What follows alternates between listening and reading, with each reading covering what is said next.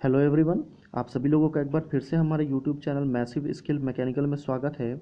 आज के इस वीडियो में मैं आप सभी लोगों को एनएमडीसी के मॉडल क्वेश्चन पेपर को जो कि मैकेनिकल सब्जेक्ट से रिलेटेड है उसका पार्ट 3 डिस्कस करूंगा। इसके पुराने जो पार्ट 1 और पार्ट 2 है वो हमारे चैनल पे आ चुका है, तो आप उसको जाके देख सकते हैं। आज के इस वीडियो में मैं आपसे टॉप 20 मैकेनिकल के वैसे क्वेश्चन डिस्कस करूँगा जो कि एनएमडीसी में आने के चांसेस बहुत ही ज़्यादा है। ठीक है, तो शुरू करते हैं। हमारा पहला क्वेश्चन है कि नोजल से क्वेश्चन है। ठीक है, नोजल क्या होता है कि nozzle is said to be convergent nozzle. Convergent nozzle किसको बोलते हैं? When cross section of nozzle increase, when cross section of nozzle decrease, या when cross section of nozzle first decrease and then increase, या none of this. तो convergent मतलब क्या होता है? ये आपका कन्वर्जेंट है, और अगर डाइवर्जेंट की बात करें तो ये आपका डाइवर्जेंट है। तो ये वाला कन्वर्जेंट शेप किस में है? ये आपका इसमें है। तो ये आपका कन्वर्जेंट नोजल है, क्योंकि यहाँ पे इनलेट आपका बड़ा होता है और एग्जॉस्ट आपका छोटा होता है। ठीक है, तो ये कन्वर्जेंट हो गया। तो option number A is a option number B is a correct answer, क्योंकि क्रॉस सेक्शन एरिया क्या होता है? कंटिन्यूस डिक्रीज हो रहा है। ठीक है, तो option number B is a correct answer. ये आपके नोज़ल के कुछ पार्ट हैं जो अलग अलग तरह का होता है। ये कुछ इस तरह का भी नोज़ल्स होते हैं, अभी बाद में हम डिस्कस करेंगे अलग अलग नोज़ल्स को भी। ठीक है, अगले क्वेश्चन में चलते हैं कि फ्लो थ्रू ए नोज़ल, ठीक है, is regarded as constant volume flow, constant pressure flow, isothermal flow, या आइसेंट्रोपिक फ्लो। तो फ्लो थ्रू नोज़ल जो होता है वो होता है आइसेंट्रोपिक फ्लो। ठीक है, आमतौर पर लोगों को लगता है कि जो नोज़ल होता है वो नोज़ल फिक्स होता है, तो उस समय वहाँ पे क्या होता है? कांस्टेंट वॉल्यूम होता है। तो बहुत से लोग कांस्टेंट वॉल्यूम टिक करके आते हैं, तो आपको टिक नहीं करना है। यहाँ पे हमेशा एंट्रोपी कांस्टेंट होता है। एंट्रोपी कांस्टेंट क्यों होता है?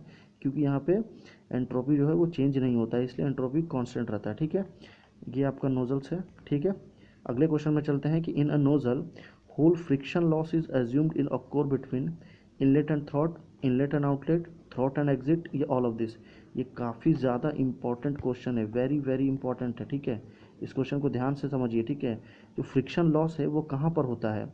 इनलेट, इनलेट एंड थ्रॉट मतलब ये आपका थ्रॉट है, ये आपका इनलेट है। ठीक है, और ये आपका एग्जिट है। ठीक है, ये आपका थ्रॉट है। तो क्या बोल रहा है? इनलेट और थ्रॉट मतलब यहाँ पे होता है, या इनलेट एंड आउटलेट ये यहाँ पे होता है, या थ्रोट एंड एग्जिट ये यहाँ पे होता है। तो जो आपका फ्रिक्शन लॉस जो होता है वो थ्रोट टू एग्जिट के बीच में होता है। क्यों होता है?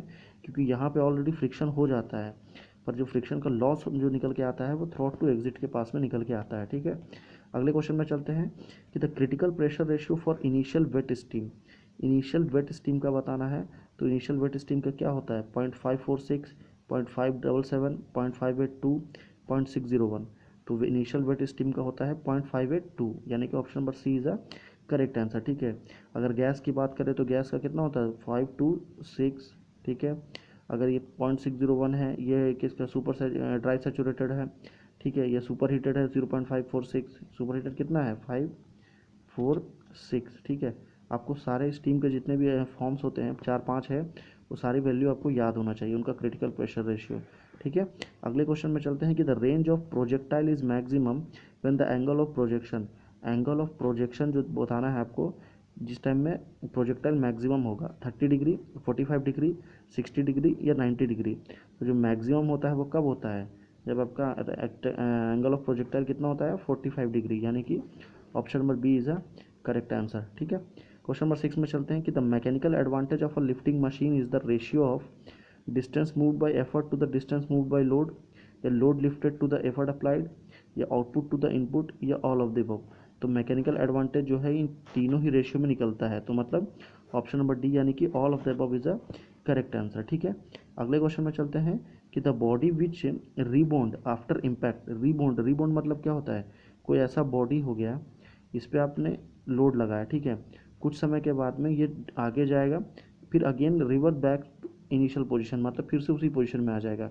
तो ये इलास्टिसिटी का प्रॉपर्टी है। ठीक है, तो ऐसी बॉडी को क्या बोलते हैं? इलास्टिक बॉडी बोलते हैं। ठीक है, क्वेश्चन सेम है, मटेरियल साइंस का क्वेश्चन है, बस को घुमा करके रीबाउंड दे दिया। रीबाउंड का मतलब ये होता है कि अपने इनिशियल पोजीशन में रिवर्स आ जाना, उसको ही रीबाउंड बोलते हैं। ठीक है, अगले क्वेश्चन में चलते हैं। क्वेश्चन नंबर 8 है कि the maximum frictional force which comes into play when a body just begins to slide over the surface of the other body is known as static friction, dynamic friction, limiting friction, या coefficient of friction। तो उस friction को बोलते हैं limiting friction. ठीक है, अगला question है, क्वेश्चन नंबर 9 है कि the angle between two forces when the resultant is maximum and minimum respectively, 0 and 180, 180 and 0, 90 and 180 या 90 and 0।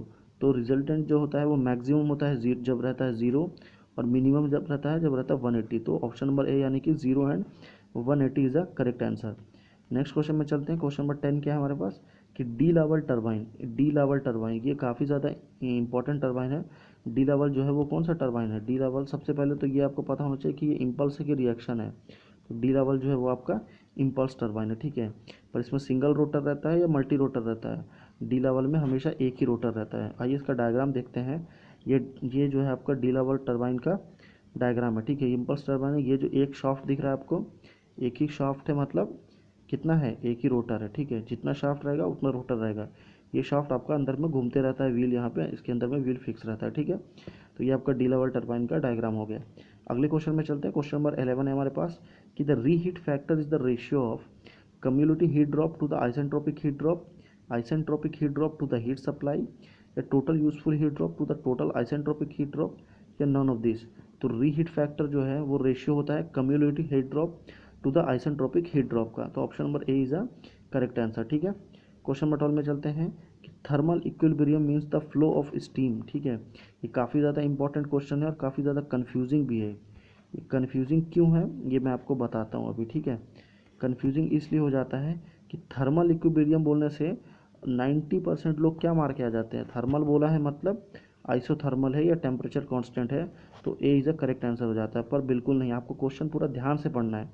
थर्मल इक्विलिब्रियम अगर ये वाटर के केस में पूछेगा तो टेम्परेचर कांस्टेंट है, ठीक है। अगर ये स्टीम के केस में पूछेगा तो क्या रहेगा? एंट्रोपी कांस्टेंट रहेगा, क्योंकि स्टीम के केस में एंट्रोपी का रोल ज़्यादा रहता है। तो option number B is a correct answer, ठीक है। आपको क्वेश्चन को ध्यान से पढ़ना है। एनएमडीसी के एग्जाम में क्वेश्चन में क्या बोला है उसके हिसाब से आपको अपना आंसर लिखना है, ठीक है। अगले क्वेश्चन में चलते हैं। क्वेश्चन नंबर 13 है कि when the back pressure of a nozzle is below the design value of pressure at exit of nozzle, the nozzle is said to be choked, under damping, over damping, या none of this. तो below the design value, अगर below है तो under damping है, और below की जगह अगर एबव रहता तो क्या होता? ओवर डैम्पिंग, या बिलो एबव कुछ भी नहीं होता, इक्वल रहता। क्या रहता? इक्वल। अगर इक्वल रहता तो वो आपका चोक्ड रहता, ठीक है। मैं आपको चारों ही ऑप्शन डिस्कस करके इसलिए बता रहा हूँ ताकि आपको समझने में ईजी हो, ठीक है। अगले क्वेश्चन में चलते हैं। क्वेश्चन नंबर 14 है कि the discharge is 0 maximum minimum eight critical pressure. तो क्रिटिकल प्रेशर पर डिस्चार्ज क्या होता है? वो होता है मैक्सिमम, ठीक है।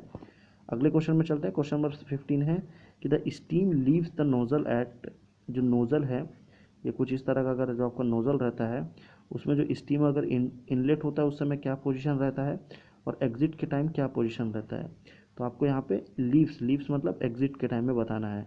High pressure low velocity, high pressure high velocity, low pressure low velocity, low pressure high velocity. तो जब नोज़ल से इन होने से पहले में इसके क्या रहता है? वेलोसिटी लो रहता है और प्रेशर जो है वो हाई रहता है, ठीक है। जब ये एग्जिट पे जाता है तो ये उल्टा हो जाता है, यानी कि जो वेलोसिटी लो थी वो वेलोसिटी हाई हो जाती है, जो प्रेशर यहाँ पे हाई था वो प्रेशर यहाँ पे लो हो जाता है। तो मतलब low pressure and high velocity. Option number D is a correct answer, ठीक है।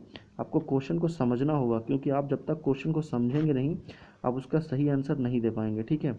अगला क्वेश्चन है कि the action of a steam in a steam turbine is static, dynamic, static and dynamic, या neither static nor dynamic.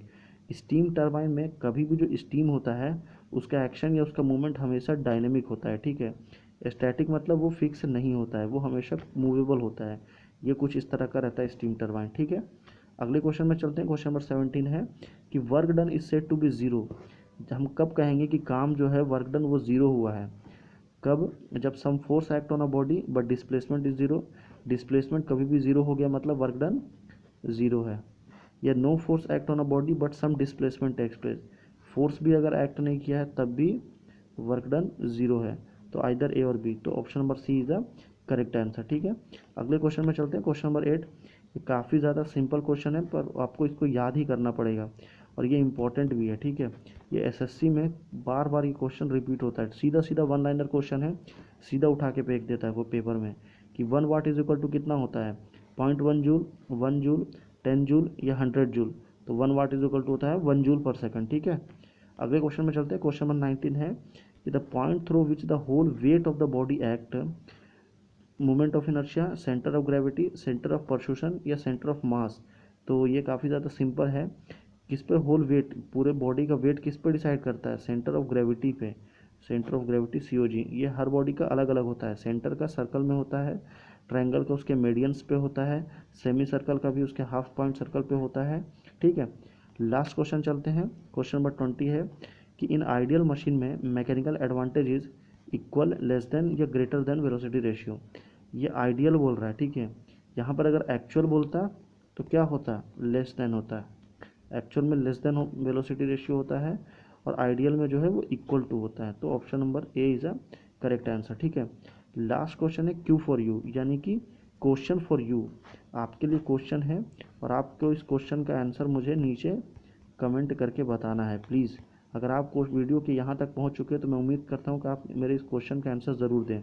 Question क्या है कि maximum efficiency of a lifting machine is 1/m, VR/m, M/VR या 1/m/VR। ठीक है, तो ये चार ऑप्शन है, चार में से करेक्ट कौन सा होगा वो आप नीचे कमेंट करके बताइए। और अगर आप NMDC की तैयारी कर रहे हैं और आप और मॉडल पेपर चाहते हैं तो प्लीज़ मुझे नीचे कमेंट करके बताइए कि क्या आप और मॉडल पेपर चाहते हैं, तो मैं आगे भी और मॉडल पेपर रेडी करके लेके आऊँगा। ठीक है, वीडियो को लाइक करें, शेयर करें और हमारे यूट्यूब चैनल में सब्सक्राइब करके आप हमारी फैमिली का एक अभिन्न अंग बन जाए। ठीक है, फिर मिलते हैं तब